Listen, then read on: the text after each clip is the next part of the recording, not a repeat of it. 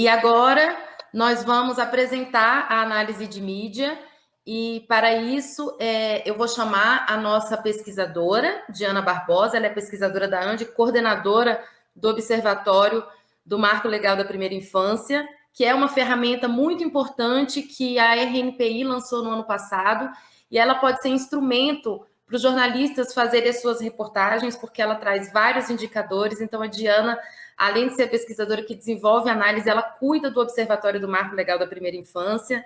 Já vou falar sobre o Kit Jornalista Amigo da Criança, e com certeza vocês vão receber este link para poder navegar, porque é um instrumento muito eficaz para o trabalho de vocês vão ver. E quero só explicar rapidamente a dinâmica desse painel agora. A Diana vai apresentar a análise de mídia, em seguida nós vamos chamar o jornalista Antônio Góes para comentar os dados que ela vai trazer, e ao final nós teremos 10 minutos para perguntas. Quem tiver perguntas, por favor, façam as perguntas no chat, tanto do YouTube quanto do Facebook, que nós vamos compartilhar aqui com a Diana e com o Antônio logo mais. Então, se tiver pergunta para a Diana ou logo mais para o Antônio, por favor, já escrevam no chat. Muito obrigada, Diana, a palavra é sua. Obrigada, Luciana. Eu quero dar bom dia a todos e a todas que estão nos assistindo e falar um pouco da minha sensação de responsabilidade daqui hoje apresentando os resultados dessa análise de mídia num dia de saudação a esses jornalistas e a essas jornalistas que são responsáveis pela produção de conteúdo qualificado sobre primeira infância, na verdade, e primeira infância. Mais responsabilidade ainda depois de uma fala tão inspiradora do Canelas, então quero agradecer pelos elementos que ele trouxe, espero conseguir dialogar um pouco com alguns dos pontos que ele nos colocou. Eu vou pedir para o Thiago me ajudar compartilhando o PowerPoint para que a gente possa seguir na apresentação. Bom, essa é uma análise de mídia sobre primeira infância, né? É importante colocar. A gente tem uma trajetória muito importante na análise da cobertura sobre infância e adolescência de forma mais ampla, com mais de 20 anos de experiência na definição de uma metodologia já consolidada e específica para análise desse campo. A gente está fazendo um recorte específico para olhar para esse ciclo de desenvolvimento, que vai do 0 até que a criança complete 6 anos de idade. Nós realizamos uma primeira rodada dessa análise específica sobre primeira infância em 2010, com o apoio da Fundação Maria Cecília Souto Vidigal, e a gente reproduz agora parte desse estudo, mas com um instrumento de pesquisa que é um pouco mais completo e nos permite fazer uma reflexão um pouco mais abrangente sobre alguns elementos dessa cobertura. Eu vou aproveitar esse slide para dialogar um pouco com as questões que o Canelas trouxe para a nossa reflexão. Então, antes da gente olhar para os dados da cobertura, é fundamental que a gente tenha um entendimento sobre o que é a realidade da primeira infância no Brasil. O Canelas falou muito sobre a situação em que a gente está hoje em função da pandemia, mas também em função de alguns retrocessos relacionados à garantia de direitos dessa população específica e de forma mais ampla também, que tem como resultado um aumento da exclusão social e dos índices de pobreza. Aqui a gente tem alguns dados que dialogam com essa reflexão e que demonstram que parte significativa dessas crianças entre 0 e 5 anos, na verdade são 5 anos, 11 meses, né, até que elas completem os 6 anos de idade, ainda se encontram. A gente reconhece que tivemos avanços nas últimas décadas, especialmente se a gente olha para as questões relacionadas ao acesso à saúde, as questões relacionadas à redução da mortalidade infantil, mas os dados que estão aqui colocados são muito preocupantes, se a gente considera mais de 15 milhões e meio de crianças entre 0 e 5 anos de idade, metade delas ainda vive em condição de pobreza, quase um quarto delas vive em condição de extrema pobreza, que é a renda familiar per capita de até um quarto do salário mínimo. 42% dessas crianças vivem em lares sem acesso a saneamento básico adequado, que são condições adequadas de coleta de lixo, água e esgotamento sanitário. E se a gente se volta para o ciclo específico de 0 a 3 anos, a gente observa que ainda temos um contingente de 64% de crianças entre 0 e 3 anos que não têm acesso à creche. Esses dados são referentes a 2019, eles ainda não trazem o reflexo da pandemia, então é importante a gente considerar que a partir de 2020, muito provavelmente esses dados vão ser agravados, não só em função da pandemia, mas em função de toda essa discussão que o Canela nos colocou também em relação a alguns retrocessos no campo social. O Unicef já estima um aumento da pobreza infantil de forma significativa, na ordem aproximada de 15%. Então, é desse cenário que a gente parte para pensar um pouco nessa análise de mídia.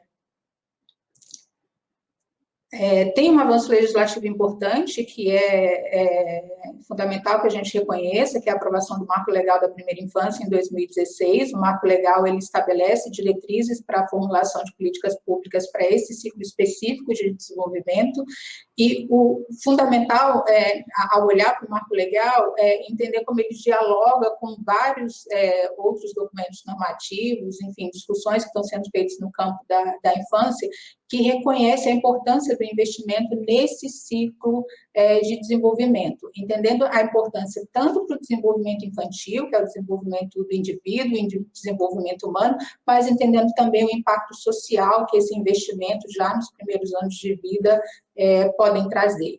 O marco olha com especial atenção para a questão das desigualdades sociais, que está um pouco relacionado ao que a gente discutiu no slide anterior, e determina que essas diretrizes estejam atentas à redução das desigualdades, e também reconhece o papel estratégico dos meios de comunicação nisso que o marco chama de promoção de uma cultura de proteção à criança. Então, é desse ponto, o reconhecimento do papel estratégico dos meios de comunicação para a mudança desse cenário, né, sobre o qual a gente está falando aqui, apresentado no primeiro slide, e que o Canela refletiu também, que a gente parte para olhar os dados da análise de mídia.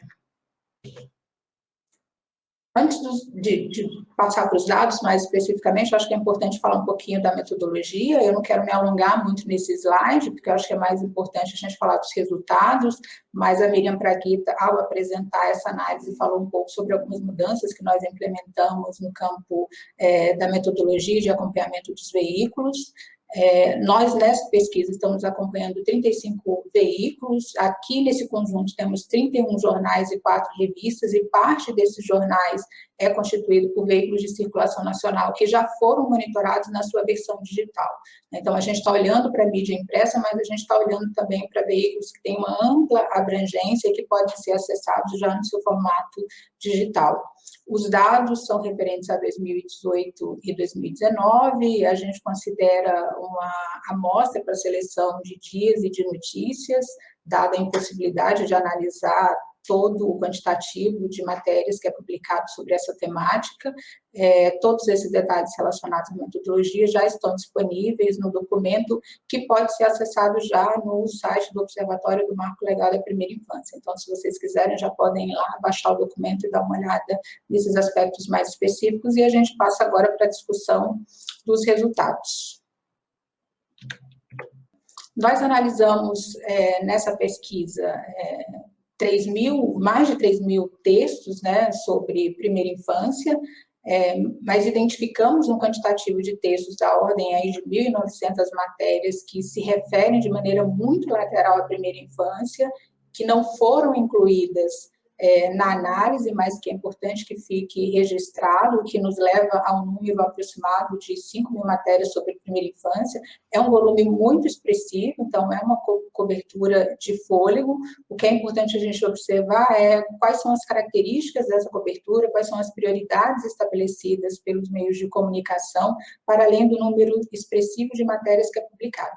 A gente tem aqui nesse slide uma distribuição dessas matérias por tipo de veículo, né? Eu mencionei no slide anterior que a gente acompanhou jornais e revistas, a gente divide aqui os jornais locais e os jornais nacionais. A maioria das matérias estão publicadas nos jornais locais, mas os jornais nacionais, que somam 5 veículos, são responsáveis por 38% dessa cobertura, o que nos demonstra uma proporção maior de publicação nesses 5 veículos, que a gente considera média, do que nos veículos regionais. Pode passar, por favor, Thiago. Bom, então, quais são as prioridades estabelecidas pelas redações para tratar dessa cobertura sobre primeira infância? O primeiro ponto de destaque é a cobertura de 3 temas principais: saúde, educação e violências. Esse resultado confirma uma tendência que já vinha sido observada tanto nas análises sobre infância e adolescência, esses são os temas mais preponderantes também, mas reforça o resultado dessa análise específica que eu mencionei anteriormente, realizada em 2010, já sobre primeira infância. Então, a gente vai olhar a partir de agora, um pouquinho de forma mais detalhada, como é que esses 3 temas são cobertos. Bom, aqui é só uma referência à proporção com que esses temas aparecem no noticiário. A gente percebe aqui um volume mais expressivo de notícias sobre saúde do que de notícias sobre violência e educação infantil, que, na verdade, se equilibram um pouco. Essa é uma novidade, essa expressividade da cobertura sobre saúde, embora já fosse um tema de muito destaque, mas o volume dessa cobertura observada entre 2018 e 2019 chama atenção, se a gente compara com os estudos realizados anteriormente. Isso é importante a gente destacar. E vamos olhar um pouco para quais são os elementos que influenciam a cobertura de cada um dos temas cobertos em cada uma dessas temáticas, né? Acho que é importante passar sobre isso também. Vamos lá, Thiago.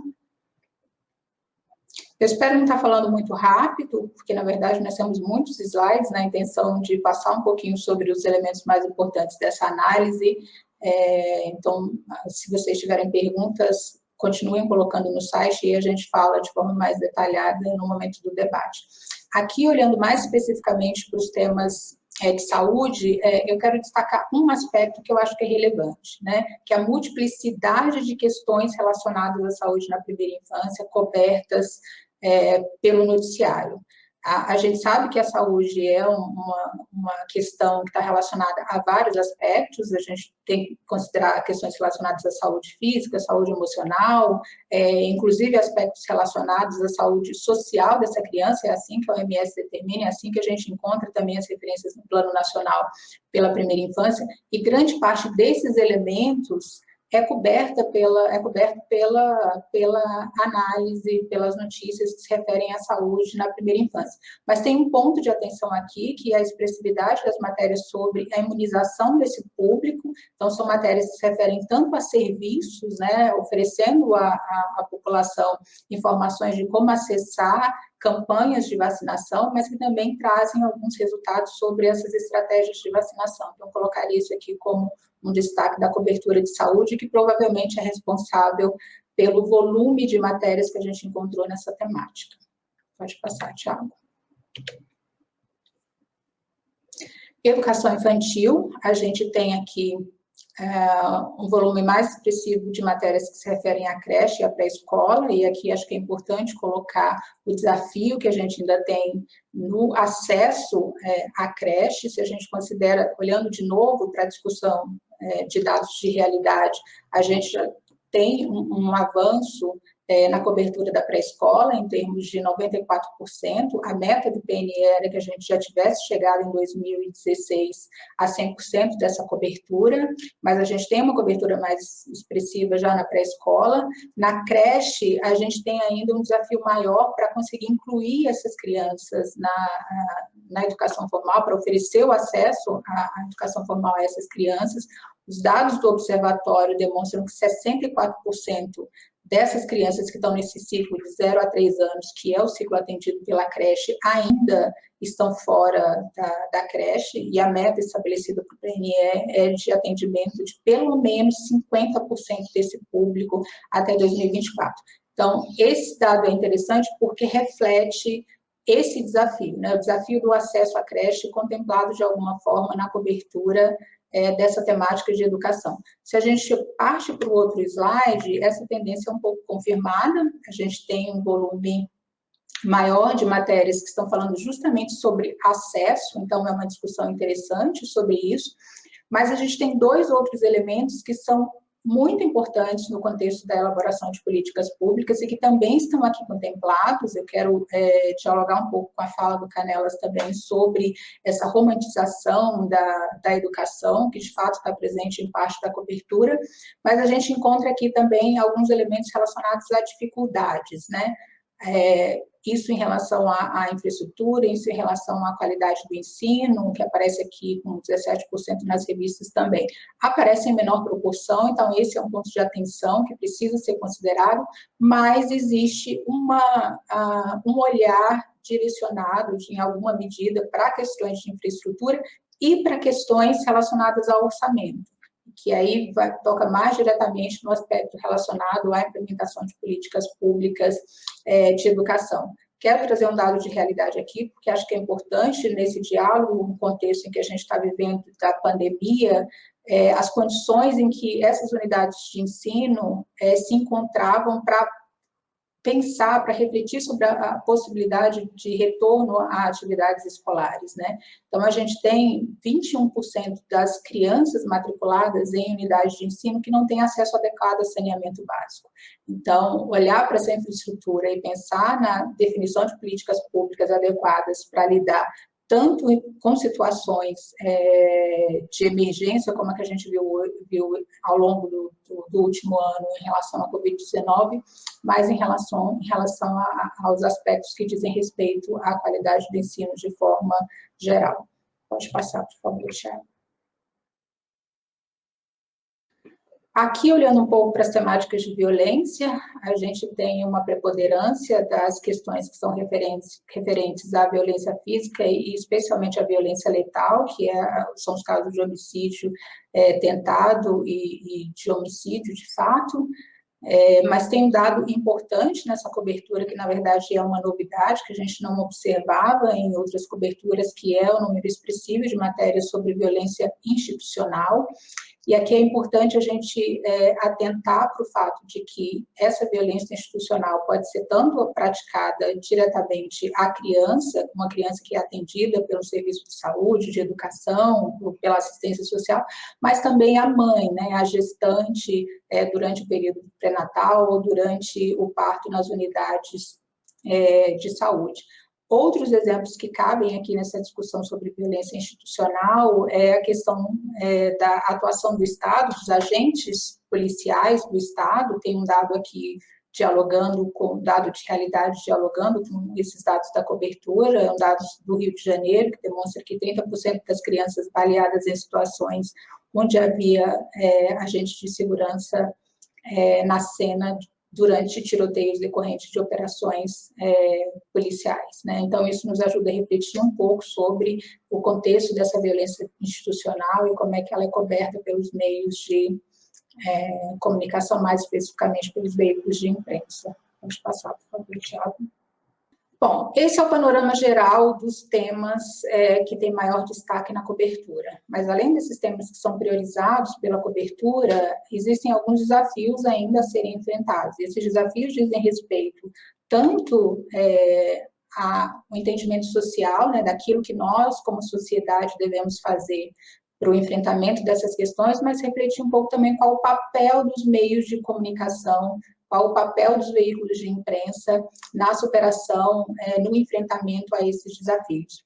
De novo, a gente volta para a questão da pobreza e da exclusão social, porque esse é um tema premente que tem se tornado, na verdade, já era um tema de grande destaque, mas em função, né, das questões colocadas nesses últimos 2 anos, envolvendo também a pandemia, tomou um destaque ainda maior.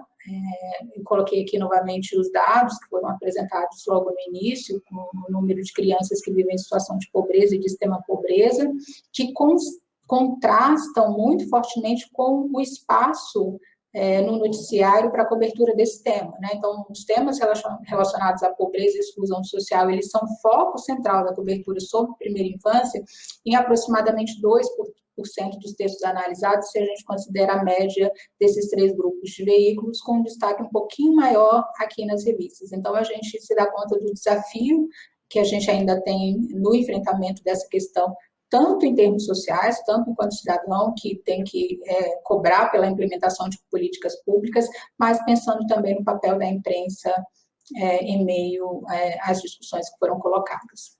Pode passar, por favor, Thiago. Aqui tem um dado bastante interessante, a gente tem um avanço ocorrido em 2018, que é uma decisão do Supremo Tribunal Federal em favor da conversão da prisão preventiva em prisão domiciliar para mulheres que são mães de crianças até 12 anos. Essa decisão tem um impacto enorme na vida dessas crianças, inclusive algumas delas que são filhas de mães dentro do sistema prisional são encarceradas junto com essas mães até determinada idade, então esse é um ponto que merece bastante destaque. Esse HC, ele foi concedido em fevereiro, então essa é uma temática que teve um certo destaque na cobertura no mês de fevereiro. Os dados que a gente olha aqui se referem basicamente à cobertura desse período, né? 69% das matérias vinculadas ao HC foram publicadas no mês em que ele foi julgado pelo STF. Depois desse período, essa é uma temática que perde muito fôlego na imprensa, e é importante a gente considerar o fato de que ainda existem muitas resistências em relação à aplicação desse HC, tanto no sistema de justiça, mas também no contexto social, né? Parte das resistências que têm sido observadas no sistema de justiça, na verdade, são reflexos de entendimentos, de estereótipos que ainda estão presentes no contexto social, principalmente relacionados a gênero. E aí, novamente, a provocação: qual o papel dos meios de comunicação para discutir esses estereótipos e para discutir a importância de avanços, como é a aprovação, o julgamento em favor do HC, mas que na prática encontra uma resistência muito significativa ainda. Pode passar, por favor, Thiago. Aqui, alguns elementos relacionados à comunicação, à infância e comunicação. Outro ponto que dialoga um pouco com o cenário da pandemia, não só as crianças, mas nós adultos também passamos a ficar expostos num volume muito maior a telas, em função de uma reconfiguração na lógica de trabalho, na lógica de comunicação com as pessoas. Mas essa questão da exposição das crianças a telas já vinha sendo discutida de forma bastante forte em segmentos que atuam, especialmente no campo da saúde. A Sociedade Brasileira de Pediatria defende, por exemplo, que as crianças até 2 anos não tenham nenhum acesso, não tenham nenhum tipo de exposição a telas, então isso é importante a gente considerar esse aspecto. Para além da discussão sobre a exposição de telas, que tem uma cobertura, né, pouco significativa nesse noticiário, a gente tem também reflexões a respeito da imagem e da exposição dessas crianças nas redes sociais, né, um diálogo muito forte com essa questão dos youtubers mirins, das crianças como artistas que começam a ganhar expressividade, especialmente por meio das mídias sociais. São temáticas pouco cobertas ainda e que precisam de um olhar especial e de um campo de debate a respeito dos impactos que isso tem no desenvolvimento infantil, especialmente nesses primeiros anos aí de vida da criança. Bom, aqui eu vou passar muito rapidamente, eu coloquei também um slide a respeito, é uma questão que a gente discute na análise de mídia, sobre o exercício compartilhado da paternidade, sobre a importância do fortalecimento dos vínculos familiares para o desenvolvimento infantil, que também é uma temática que tem sido pouco coberta e que tem sido colocada de maneira muito expressiva por segmentos que trabalham em prol da garantia de direitos dessa população, inclusive aspecto central de algumas políticas direcionadas à primeira infância, mas ainda ocupa pouco destaque no noticiário, especialmente se a gente considera o aspecto do compartilhado, né, da parentalidade compartilhada, né? As matérias que dizem respeito à paternidade ativa, elas são significativamente menos expressivas do que aquelas que falam de modo geral sobre promoção de vínculos. Então, de novo, a gente volta para os estereótipos de gênero presentes na sociedade e para a importância dos veículos de comunicação e de imprensa nessas discussões. Bom, para finalizar, esse é o último bloco, já para não me alongar muito na apresentação desses resultados preliminares, a gente tem a intenção de discutir um pouco também os aspectos de contextualização da notícia, né? E olhar para esses aspectos de contextualização da notícia significa pensar em estratégias que permitem que esse texto seja mais qualificado, mais informativo, mas também pensar no papel da imprensa como um ator importante para a fiscalização do monitoramento de políticas públicas. Pode passar, Thiago, por favor. Nós consideramos na análise 4 elementos principais de contextualização, são as estatísticas, legislações, políticas públicas e orçamento para a primeira infância. A gente tem um destaque aqui para as estatísticas, que é o elemento mencionado, encontrado em maior frequência nessas notícias, de uma forma muito mais expressiva do que os outros 3 elementos.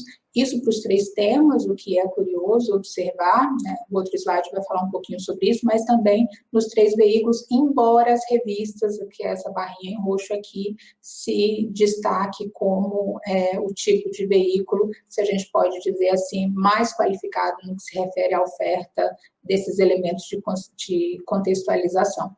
Legislação e políticas públicas caem um pouco, se a gente compara com as estatísticas, e o orçamento cai mais ainda, né? É importante a gente considerar que orçamento é um tema árido, difícil de ser abordado por grande parte da imprensa, mas é importante que a gente bata nessa tecla, porque a efetivação das políticas públicas para a primeira infância, ela passa necessariamente por uma discussão sobre orçamento.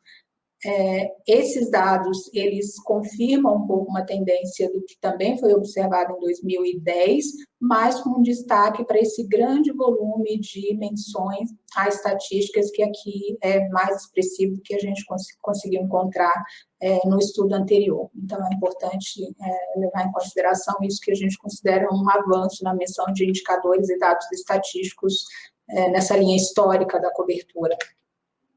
Pode passar, por favor, Thiago. Bom, aqui é uma nuvem de palavras relacionadas às quais legislações foram mencionadas nessa cobertura, né? Eu não vou me ater a todos os elementos presentes nessa nuvem de palavras, mas eu quero chamar a atenção para o Marco Legal da Primeira Infância.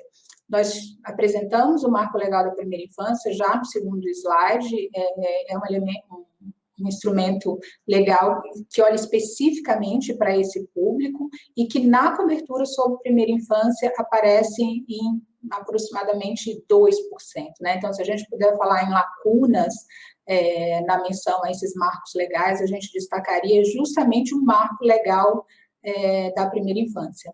A gente tem o Estatuto da Criança e do Adolescente, que também é uma legislação importantíssima, que, na verdade, dialoga em vários aspectos com o marco legal da primeira infância, que tem um pouquinho mais de espaço, mas que também é uma lacuna importante na menção à legislação.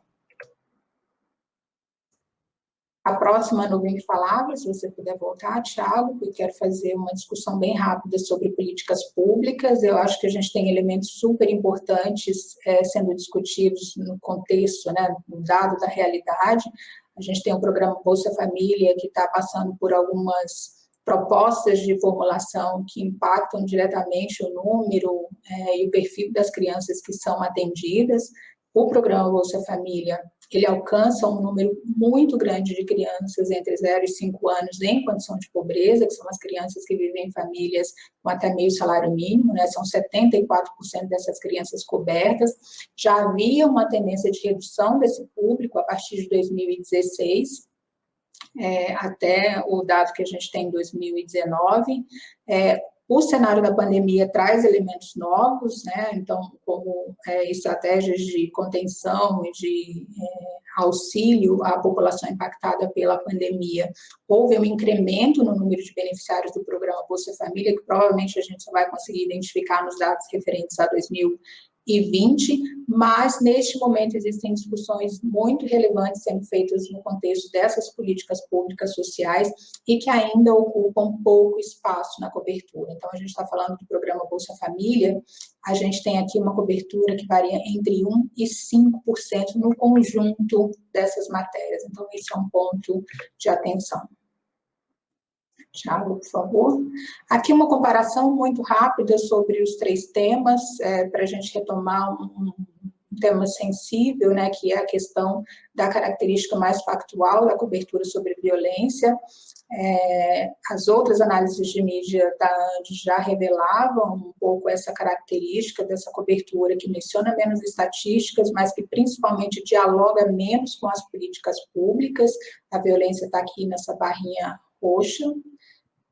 Se a gente compara com os outros temas, a gente tem um volume bem menor de menção a estatísticas e políticas públicas, principalmente, e tem um outro elemento importante que reforça essa característica mais factual da violência, que a gente poderia colocar nesse conjunto de 3 temas que são destaque na cobertura como mais desafiador em termos de qualificação do conteúdo, que é referente às fontes ouvidas. Então, as notícias sobre violência, elas tendem a ouvir fontes mais concentradas nos agentes policiais, é o que a gente vai encontrar no próximo slide.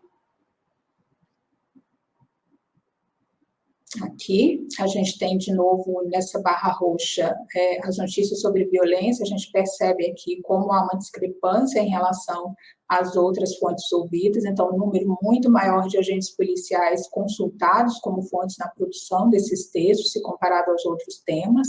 Nos temas de saúde e educação, a gente tem volume considerável de fontes oficiais vinculadas aos agentes do Estado que são responsáveis pela produção de políticas públicas, né, que é o executivo, os executivos federal, estadual e municipal. Outros 2 pontos de destaque é o fato de que os familiares são as fontes mais ouvidas nessa cobertura, isso é uma realidade para os 3 temas, e a ausência, aqui, acho que a gente acabou não colocando, porque o percentual é mais baixo, mas eu trago a informação, é um dado que a gente tem na outra tabela que está disponível na publicação, que é a quantidade de crianças e adolescentes consultadas como fontes, que ainda estão no patamar baixo, abaixo de 10%. É claro que tem um grande desafio em ouvir as crianças e os adolescentes para a produção de conteúdo, mas existe cada vez mais a consciência de que é importante dar voz a essas crianças nos aspectos em que estão relacionados ao seu próprio desenvolvimento, né? Seja no campo da produção de notícias, seja no campo da elaboração de políticas públicas. Então, eu deixaria isso aqui como último elemento para reflexão em relação a esses dados, e eu acho que aqui consegui finalizar. Acho que excedi um pouquinho o meu tempo, me desculpe, Luciana. Volto para você, Lu.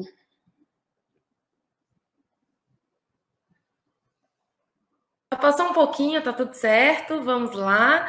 Agora eu vou chamar o Antônio Góes para comentar a análise. O Antônio Góes é colunista de educação do Globo, fundador e diretor da Geduca, vencedor de vários prêmios de jornalista, ESSO, Embratel, Folha, Undime, Andifes, e é jornalista amigo da criança desde 1999. Antônio, muito obrigada por ter aceitado o nosso convite. A palavra é sua. Muito obrigado, Luciana. Obrigado, Diana, também. Assisti aí com atenção a sua apresentação. Vamos conversar sobre ela.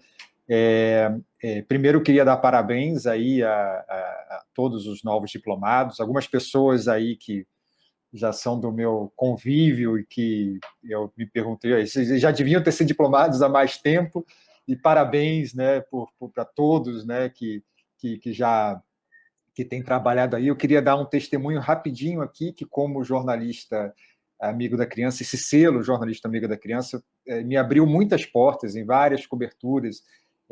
Me apresentar como jornalista amigo da criança era um sinal, né, uma sinalização de que eu ia ter um outro tipo de olhar, um outro tipo de tratamento. Então, isso foi muito importante, para além da rede que se criou. Eu acho que eu fui provavelmente aí talvez a 2ª ou 3ª geração de jornalistas amigos da criança. Então, parabéns a todos, parabéns de novo à ANDI, a associação aí que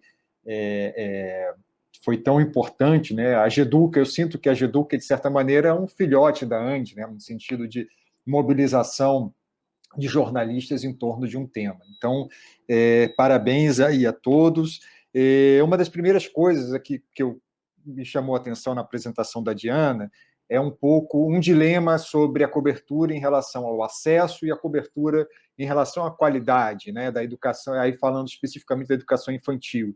Eu me lembro, assim, quando eu comecei no jornalismo de educação em 1996, e no caso, principalmente de educação infantil, a gente ainda tinha um jornalista, o principal problema continuava sendo o acesso, né? E, de certa maneira, aquele dado que a Diana apresentou mostra que, como o acesso continua sendo um problema, principalmente no caso das creches de 0 a 3 anos, eu acho até natural que apareça ainda ali muitas questões de acesso. Porém, de 96 para cá, o que eu acho que aconteceu, o desafio do jornalista ficou maior, porque você fazer uma reportagem, identificar se aquela criança está tendo seu direito ao acesso garantido ou não, é muito mais fácil do que você olhar para as questões de qualidade, né? O acesso é quase que binário, é sim ou não. Você olha para a criança, você visita a família, ela não está matriculada, então você vai lá e denuncia aquilo, porque ela procurou a creche e foi negado, enfim. O caso da qualidade exige muito mais repertório do jornalista. E eu acho que aqueles dados ali de contextualização, a gente pode falar um pouquinho também sobre eles, eu acho que um dos desafios, eu acho que a ANDI tem muito a contribuir com isso, e nós da GEDUCA tentamos contribuir também, é de aumentar o repertório do jornalista, porque ao mesmo tempo a gente sabe que o tempo do jornalista, o número de vagas em redações, ele está cada vez mais escasso. De 96 para cá, que foi quando eu comecei a cobrir o jornalismo, a ser jornalista de educação, as condições em redações pioraram, né, em termos de número de pessoas, de tempo para a produção de matéria, de espaço, né, então muita coisa mudou, mas é muito importante que a gente aposte bastante nessa criação de repertório, porque na ausência de tempo, e essa é uma variável que infelizmente joga contra a gente, na ausência de tempo para se aprofundar sobre um assunto, quanto mais repertório o jornalista tiver, mais fácil vai ser acessar e contextualizar aquela informação. Então, por exemplo, a Diana falou da questão das fontes consultadas, né? Como as crianças e jovens ainda são pouco ouvidos. Eu queria fazer, por exemplo, uma propaganda aqui do material da GEDUCA, que eu vou pedir depois para colocarem no site. A gente fez um guia que foi traduzido da Associação Americana de Jornalistas de Educação, a EWA, mas foi traduzido e adaptado para o contexto brasileiro. Talvez esteja um pouco defasado, porque já foi logo no início da GEDUCA, mas é um guia sobre como entrevistar crianças, porque além de ter uma técnica de como entrevistar criança, acima de tudo, tem uma responsabilidade. E o guia fala muito sobre isso, né? Assim, mesmo quando você consegue, por exemplo, de um adolescente, uma informação que ele está disposto a dar e os pais autorizam, mesmo assim tem uma responsabilidade sua de será que eu devo publicar essa informação? Será que eu não tenho que proteger? Mas, então, é uma contribuição aí, por exemplo, da GEDUCA no sentido de aumentar o repertório, sabendo que temos ausência de tempo. A gente fez também um guia, esse mais recente, sobre a cobertura da educação infantil e do ensino fundamental. Vou pedir para o pessoal colocar o link também, mas qualquer coisa também é só entrar em contato comigo que a gente repassa, está lá no site da GEDUCA. Justamente olhando para questões de orçamento, como a Diana falou lá, questões de qualidade, né? Como é que você avalia a qualidade de uma escola? Então, assim, o jornalista hoje que cobre... Eu estou falando muito de educação, que é a minha área, mas eu tenho certeza que isso vale para qualquer outra área de cobertura do jornalismo com um olhar sobre a infância. Quanto mais vocês tiverem repertório, mais vocês vão conseguir contextualizar a informação e trazer a informação, e aí uma reflexão que eu trago aqui para todos nós, né? Por exemplo, é comum, como a gente está vendo agora, um caso de violência contra uma criança, né? O caso lá do menino Henri. E aí isso gera um monte de reportagens, e tem que gerar mesmo, assim, cada criança importa, cada criança conta, mas o bom jornalismo, na minha opinião, ele precisa ir além disso, né? Então, assim, ele precisa mostrar, eu gosto muito dessa imagem, que é um pouco um clichê, né? De olhar para a árvore e olhar para a floresta, né? Então, esses dados que a Diana trouxe aí sobre o olhar para as estatísticas, para as políticas públicas, na minha opinião, é quando a gente começa a olhar para a floresta. Então, para além da árvore, né, para além do fato de um caso isolado, e muitas vezes de um caso isolado, a gente traz casos tristes, né, horrorosos, como esse do menino Henri e outros que vieram à tona depois, mas às vezes a gente também vai no caminho, eu diria, mais ingênuo, de pegar um exemplo, uma criança fora de série, uma escola que, numa área muito pobre, superou todas as condições, de uma criança, de uma família extremamente vulnerável, que chegou à universidade, e aí essas histórias mobilizam, elas são importantes, eu não estou dizendo aqui que a gente não tenha que tratar delas, mas é muito importante a contextualização, porque é a contextualização que vai permitir a gente entender melhor o problema da floresta, né, para usar essa imagem, o problema da política pública, o problema do financiamento, o problema das questões, porque é perigoso, e aí vou dar um exemplo aqui de um debate público que a gente está tendo agora sobre ensino domiciliar, né? Uma das coisas, um dos argumentos dos defensores do ensino domiciliar, do homeschooling, é que as escolas são muito perigosas, né? Há muita violência, há muito bullying, os alunos não estão protegidos nas escolas, portanto, eles estarão mais seguros, mais protegidos nas famílias. E esse discurso é muitas vezes alimentado pelos casos que precisam ser relatados, tá? Não estou dizendo aqui que a gente tem que esquecer, mas assim, de casos de acontece um problema numa creche, acontece um problema de violência numa escola, e isso chama atenção, só que isso vai criando na opinião pública uma narrativa, vai alimentando uma narrativa que serve a grupos políticos de que nossas escolas são ambientes ultra perigosos, são extremamente precários e que as crianças estão em risco ir lá. E aí, quando a gente olha para as estatísticas de violência contra a criança, o que a gente percebe é que a violência acontece muito mais no ambiente doméstico, muito mais quando ela está ausente do olhar do professor, dos colegas, do transporte escolar. Então, assim, é um caso clássico assim, de como é importante a gente, como é necessário, fundamental a gente fazer essa devida contextualização. Porque a maneira, né, se a gente for tratar no default de uma cobertura jornalística, de apenas contar um caso e satisfazer a curiosidade, às vezes é isso, né, da opinião pública, mas se a gente não traz uma reflexão maior, a gente não vai ajudar a sociedade a entender qual é a extensão desse problema, né? Não é negar o problema quando eles acontecem. Aliás, às vezes você pode estar diante de um problema que, a partir de um fato, você mostra que o problema é muito maior do que aquilo, que não é só um problema isolado. Mas às vezes não, às vezes você vê que o que a gente está diante é de um problema que é mais isolado. E a resposta à política pública tem que ser calibrada para isso. Assim. A gente está diante de um problema de massa ou a gente está diante de um problema mais de nicho? O problema tem que ser resolvido, e é nossa responsabilidade como jornalista trazer ele à tona, mas essa contextualização eu acho super importante, sem prejuízo, né, da cobertura do factual, que ela continua sendo necessária, mas puxar do factual e ir além, eu acho que é um bom papel que eu entendo do jornalismo de qualidade. E eu acho muito interessante também, dialogando com mais um tópico, eu não sei quanto tempo eu tenho, mas vou acelerar aqui para dar espaço para pergunta. Essa questão, por exemplo, que me chamou a atenção quando a Diana traz os dados sobre como que a gente ainda precisa tratar mais a questão da pobreza, da exclusão social, né?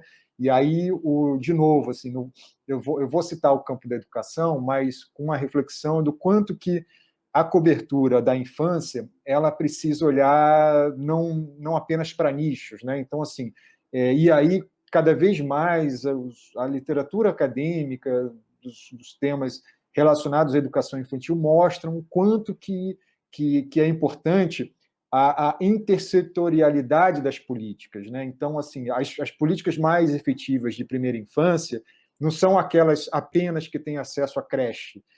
Acesso à creche é uma parte da política, mas o apoio aos pais, o apoio desde a gestação, o convívio, o apoio aos pais para que possam cuidar, sejam melhor orientados e que tenham acesso a políticas públicas que reduzam a vulnerabilidade dessas crianças. Então, eu estou falando aqui muito do ponto de vista de alguém que está olhando a educação, que é minha área de especialização, mas mesmo se quanto mais a gente aprofunda os dados de educação, a gente percebe do quanto que a gente precisa, em qualquer análise, isso vale até para ensino médio, ensino fundamental, não é só a primeira infância, mas principalmente na primeira infância, é muito importante que ao analisarmos, por exemplo, resultados de políticas públicas mais ou menos eficientes, que a gente olhe o entorno, né? Assim, não basta só dar uma creche de qualidade, é absolutamente necessário, mas não é suficiente, é preciso outras políticas que ampliem, né, esse olhar, e eu acho que quanto mais, e aí de novo vou retomar a minha fala da necessidade de a gente ampliar o nosso repertório, porque é isso que vai fazer com que a gente tenha mais condições, apesar da falta de tempo, de trazer mais esses dados ao debate, de trazer mais essa contextualização ao debate e de contribuir com um debate mais qualificado, né? Na opinião pública, que vá além da indignação com os casos, que precisa ter, tá? Não estou aqui fazendo uma ode, vamos então só contextualizar sem dar os dados, né, sem contar histórias que são bárbaras, como essa que eu citei, do menino, mas a gente precisa ir além, porque senão, se a gente não oferecer como um jornalismo de qualidade essa contextualização, a gente corre o risco de que atores políticos, por motivos escusos ou por motivos equivocados, eles conduzam a narrativa para um caminho que pode ser perigoso e pode negar avanços, inclusive, porque falar de educação de infância no Brasil é falar de problemas que continuam existindo, gravíssimos, mas é falar de avanços também. A gente precisa falar, porque não é avanço de um governo, é avanço da sociedade. A sociedade se mobilizou, pressionou governos, pressionou legisladores, e a gente foi, principalmente aí desde a Constituição de 88, acho que fica mais claro isso, fomos colecionando avanços, e é importante que a gente fale também dos avanços para desmontar uma narrativa que é muito perigosa de que nada do que foi feito até agora presta, portanto vamos explodir com tudo isso que está aí, que é algo que a gente vê tanto aí nos discursos de educação, que levaram, inclusive, a eleição do Bolsonaro, boa parte das políticas caminha, vai nesse sentido. Então, eu acho que eu já me excedi, então vou parar por aqui, porque vai ter, acho que, um momento para pergunta, né? Então, vou parar por aqui e agradecendo todo o espaço de troca aqui. Antônio, nós queremos muito agradecer a sua presença, outro jornalista amigo da criança, da qual nós nos orgulhamos muito de ter diplomado. A Andi admira muito seu trabalho, a gente acompanha também o trabalho da Geduca e admiramos muito a associação e todo o trabalho que ela tem construído. Nós não vamos ter tempo de responder todas as perguntas que estão chegando no chat, porque a gente ainda tem aí a apresentação dos nossos jornalistas, nossa nova turma de Jacas, né? Então, a gente vai ler 2 perguntas e passar a bola para a Diana e para o Antônio, mas nos comprometemos a responder as demais perguntas, a gente vai compartilhar com eles e encaminhar para vocês as respostas. Ninguém vai ficar sem resposta, mas o tempo não vai permitir que a gente consiga fazer todas aqui. Flávia, por favor, você pode colocar as perguntas para a gente ler para eles? Aqui, Rádio Cristal Mais. Diana, eles perguntam se a Andi tem esses dados por estados, esses dados que você apresentou hoje, esse recorte. Na verdade, nós temos os dados por veículo, não é um processamento que está pronto e disponível na publicação que está, enfim, que já pode ser acessada por meio do observatório. Mas nós temos a possibilidade de fazer esse processamento por tipo de veículo e aí identificar os estados de origem desses veículos. Agora, tem um detalhe, Luciana, que na verdade é importante colocar, é o fato de que a gente trabalha com uma amostra, então a gente evita um pouco fazer a divulgação por estado e por tipo de veículo para evitar uma espécie de ranqueamento por veículo, considerando o fato de que a gente está trabalhando com uma amostra. Mas não é um dado que está na publicação, mas é um dado sobre o qual a gente pode refletir sobre solicitações específicas para olhar especificamente para um conjunto de veículos de alguns estados ou de algumas regiões, é possível sim. Obrigada. Próxima pergunta é da Maria Carolina Trevisan. Uma das questões mais sensíveis quando fazemos reportagem acerca de crianças e adolescentes em situação vulnerável é como retratá-los sem revitimizar, sem violar direitos. O que vocês orientam? Eu vou passar essa pergunta para o Antônio, porque ele falou justamente do trabalho de construção desse guia, que eles fizeram esse trabalho como entrevistar crianças, certo? Certo. Não, eu convido a Maria Carolina a ler lá o nosso guia e até nos dar um feedback, porque boa parte ele pode estar desatualizado, já que já tem 5 anos que a gente fez, mas eu acho a pergunta bastante pertinente, né? E assim, de quando a gente quer, e é natural da narrativa do jornalista, que a gente vai dramatizar, né? Dramatize para chamar mais atenção ou para ter mais apelo.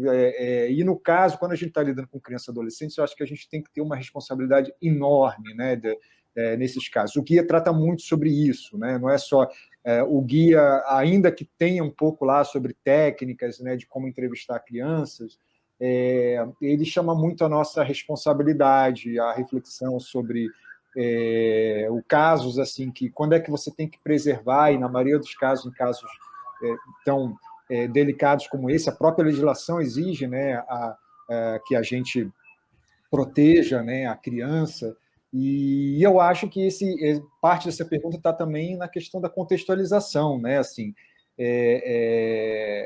se você trata da mesma maneira que o romantismo de uma história de uma criança fora de série, ele pode deturpar um pouco a visão geral, né, do quanto que crianças têm oportunidade, por exemplo, de superar condições de pobreza no Brasil. Eu também acho que é um risco quando você excessivamente olha só para problemas, mas eu acho que, acima de tudo, eu acho que para mim, a grande tarefa do jornalista, quando cobre um caso específico, é trazer contextualização. Vamos aproveitar, já que aquele fato está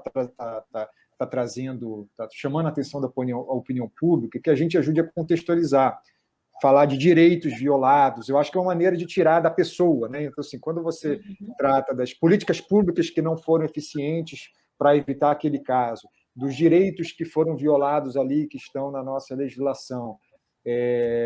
Então, eu acho que é uma maneira de você não ficar só no caso, né, policial, como a gente vê tantas vezes. Tá certo. Muito obrigada, Antônio. Eu quero agradecer mais uma vez a presença do Antônio, mais uma vez a apresentação da Diana. A gente vai encerrar esse momento, mas quero dizer que a análise de mídia estará no nosso observatório, já está, né, Diana? No nosso observatório do Marco Legal pela Primeira Infância. Os nossos colegas vão colocar aqui o endereço no chat. Os materiais que o Antônio falou aqui durante a apresentação vão estar no chat.